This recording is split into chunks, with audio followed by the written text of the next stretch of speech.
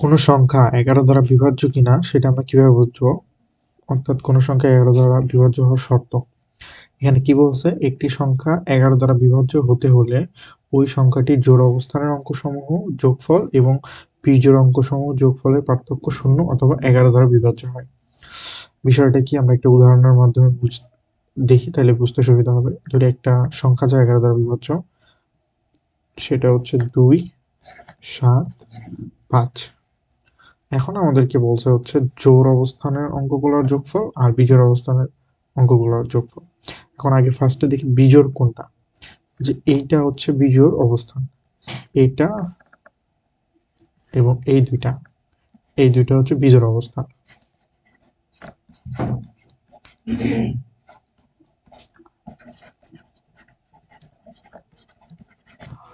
আর এই যে বাকি থাকতেছে 7, এটা হচ্ছে জোড় অবস্থান।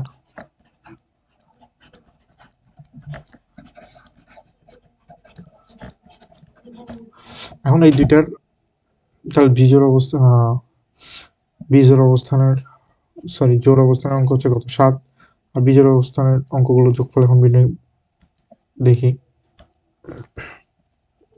বিজোড় অবস্থান আছে কত? 5 এবং হচ্ছে কত? 2। এই দুইটা যোগফল কত? 7। তাহলে পার্থক্য কত হচ্ছে? আর যদি দেখি পার্থক্য কত, পার্থক্য জোড় অবস্থানে বিজোড় অবস্থানের পার্থক্য যদি দুটো বাদ দেই, পার্থক্য করি, তাহলে দেখা যাচ্ছে 0। এখন আমাদেরকে কি বলা হয়েছিল?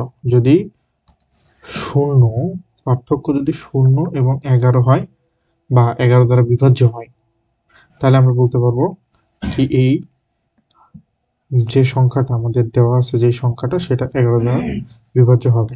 তাহলে অতএব এই দেখতে পাচ্ছি এটা 0 আসছে, তাহলে আমরা বলতে পারি এই সংখ্যাটা 11 দ্বারা বিভাজ্য হবে। এখন ধরি আমরা জানি না, তাহলে আমরা একটু চেক করে দেখি কথাটা সত্য কিনা।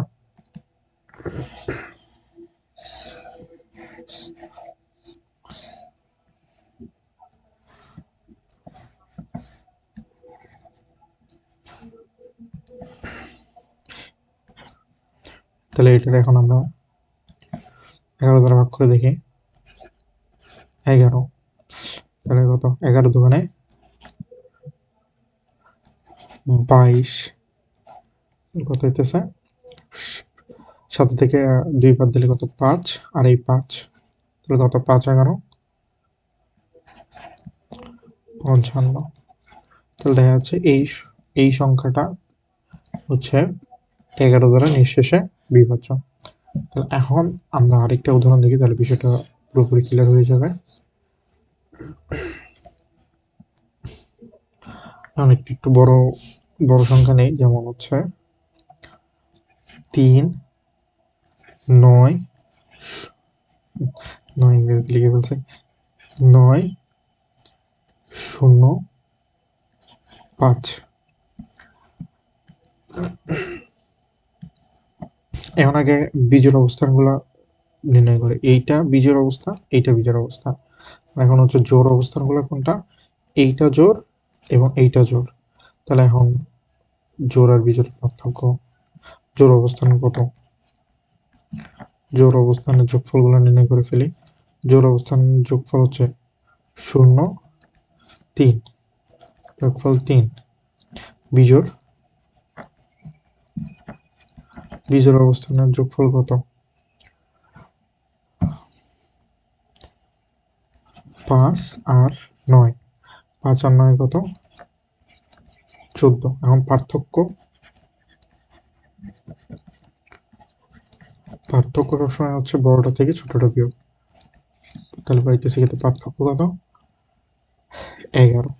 এখন আমরা দেখতে পাচ্ছি 11 তো অবশ্যই, 11 যে সংখ্যাটা থাকতেছে সেটা তো অবশ্যই কি 11 দ্বারা বিভাজ্য।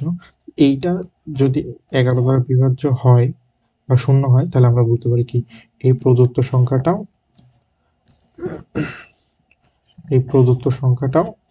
11 দ্বারা বিভাজ্য হবে।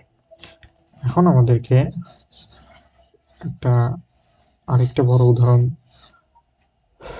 দিচ্ছি, যেটা আপনারা আমাদেরকে জানাইতে পারেন।